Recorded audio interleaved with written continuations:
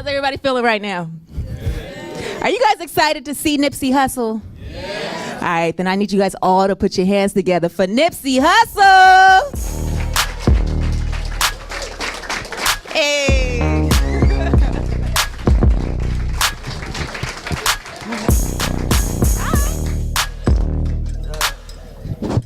What's up, everybody? What's cracking? What's cracking? I like that hat, bro.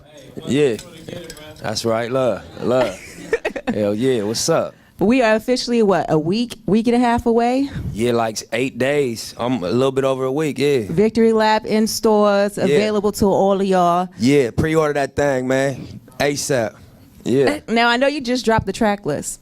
Not yet. I ain't put it out yet. It's coming out. Well, I ain't gonna say when. It's coming out soon, though. You gonna put it out soon? Real soon. Okay, well then maybe somebody showed me a sneak peek or something because... You get the inside info, you know. Sorry about that. Yeah. So how has this whole process been for you? Because you've been talking about this album for a few months now. Yeah. And I know that you've been grinding, just trying to get the word out for you. Like, what are you most excited about for this album?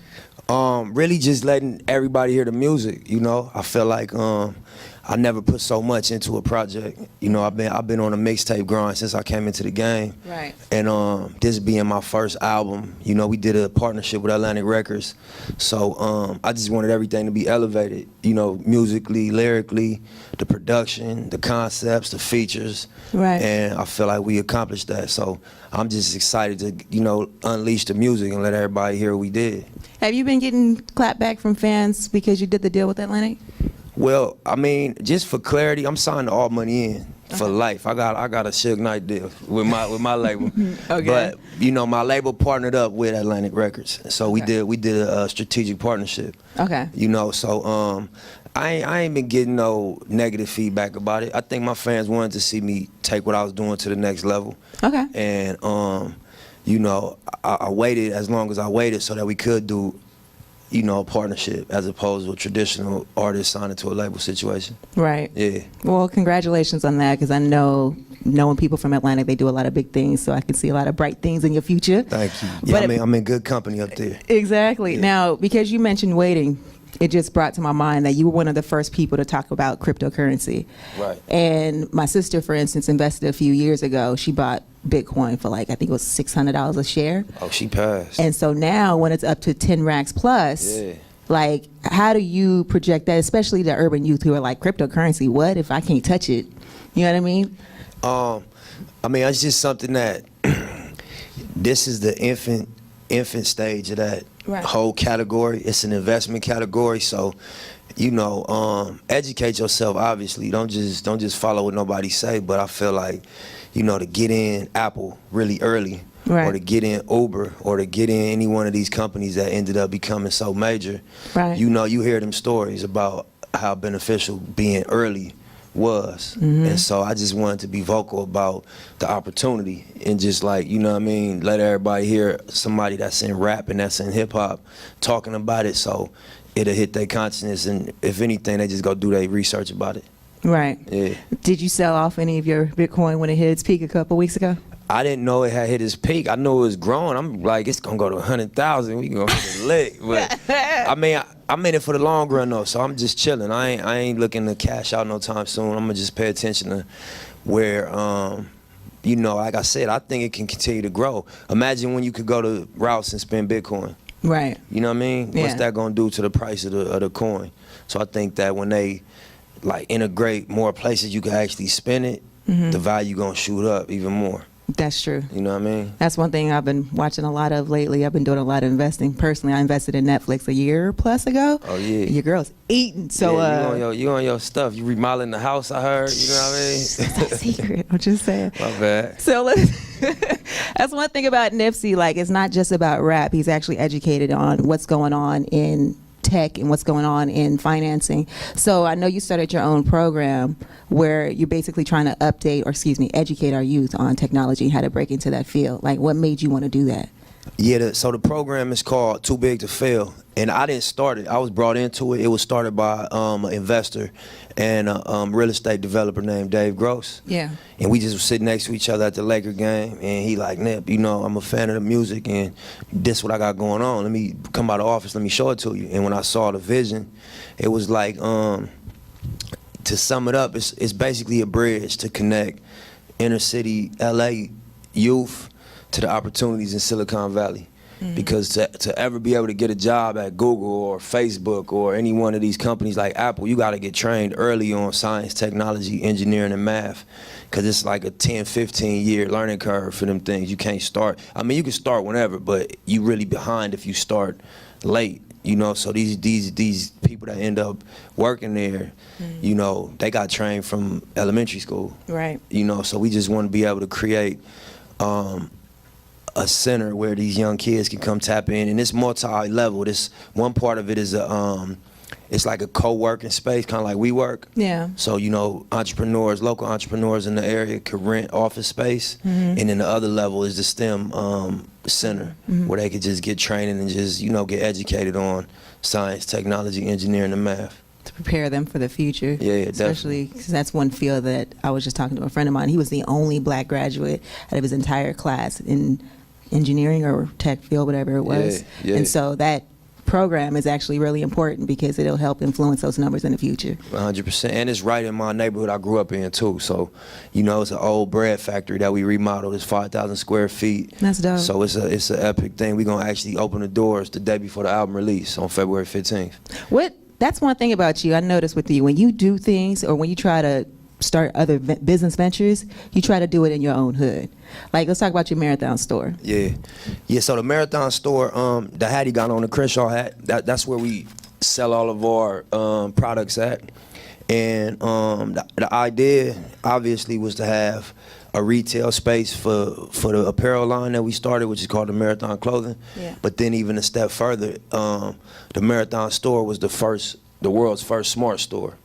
You know what I mean? So with that, again, it's a complex idea, but to sum it up, is basically you could walk into the store, there's an app that you download, and content is integrated into the whole store. So his hat, the shirts, you can take your app and you can put the app up to the logo and stream content. Oh, that's crazy. Yeah, so like, I got the album coming out. I could say the album's dropping on the 16th, but from the 12th to the 16th, anybody that go buy a Crenshaw hat, I'm gonna have an exclusive record off the album that y'all can stream early.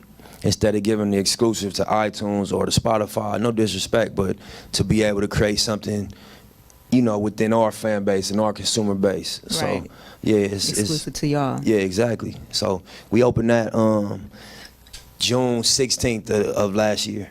So we've been open less than a year. Are you going to expand? Are you thinking about opening up more stores? Yeah, definitely. That's the goal, is to have, a national retail presence. The goal is to have 10 of those stores in the United States. And, so when I drop an album, I don't know if y'all familiar, one of my projects I sold it for $100. It was called Crenshaw. So imagine if I'd have had 10 Marathon stores across the country, right, and I dropped 1,000 of those units in each store at $100 each, we would have made $1 million in one day. You know what I mean? We made 100,000 off one of our stores. So if we was able to do that in 9 other markets, we'd have been able to clear $1 million in one day, outside of iTunes, outside of the streaming, and just to create the opportunity to be, a self-contained retail operation. That's crazy, because I remember when you did that and everybody was like, $100 for an album. Like, somebody in the audience was like, damn. They bashed me. Right. They tried to bash you, but when they saw that you were successful with it, it was like, whoa, hold on. Maybe I should take note on what he's doing over here, because he's really reaching his fans. Like, his fans are really supporting him by any means possible. Yeah. So for you, like, do you feel like you're trying to, or you're unintentionally setting a bar for your fans and your hip hop, and like how you as a music mogul should be moving? I think that's part of it. Pushing the bar? Yeah, I think definitely to push the bars is one of the goals, to be forward and to be ahead of the curve and to be innovative. Right. And then also, it's a lot of value as artists and as creators that the traditional business model, we leave a lot of that value on the table. So you got to create your own way to get that value and to monetize, what you're doing, because it's more than one way to skin a cat, So I think that the $100 album, or, the apparel line, or the things that we've been doing is just other ways to, create income and to monetize the connection that the music create. Right. Yeah. Which is super dope. But I'm personally excited for the music because we've been talking about this album for months now, Yeah, bruh. yeah. Everybody's ready for this album to drop. Am I wrong? That's what's up. That's what's up. So, do you want to start playing tracks for the fans? Yeah, I got the phone right here. I don't know how y'all want me to do it. If y'all want me to go in order, or you just want me to play a couple of my favorites, y'all tell me what y'all rather do. I want to hear your favorites. My favorites? All right, we're going to do that then. So, yeah, one of the things when I made this album, I thought about what I love about classic rap albums and just classic albums in general. And one of the things I love is like when people take their classic records and they do part twos, you know. So one of my favorite records on the album is thank y'all. Y'all can clap, man. Y'all can make some motherfucking noise, man. You feel me? Go ahead. So, based on what you just said, so you were at the beach 20 deep. 20 deep. One of the homies got shot 3 times? Yeah. We had a big old, you know, it was a big old gang fight years ago. And it turned into a shootout. And that's just the story of what happened from the beach to the hospital and the conversation that took place and everything. But yeah, that's a true story. Did he make it? Yeah, he lived. He survived. Okay.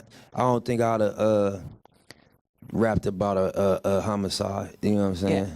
Not to be weird with Yeah. you, but yeah. You know what I'm saying? Nah, but that making sure, he 'cause made you know. it. He made it. Yeah, he's all right. Okay. So, obviously you probably given more of yourself or more of your actual story that you might have held from fans previously on the album? Yeah, you say that? Yeah, definitely. I think the album is really a collection of stories. Okay. When I really listen back, it's really I think what makes me unique and what makes me you know, special in rap and hip hop is just what took place before, and you know what I mean, the path of us getting here, and just the valleys and peaks and you know what I mean, what we went through. So I wanted to really go into detail on the album and just talk about them things so that people could get an understanding of why it's incredible that I got a real national debut about to happen in a couple days, and Right. you know, stand here as an entrepreneur. I got a joint venture with the label, and in spite of everything that took place, you know what I mean? So I think what was most important on the album was to just tell them stories.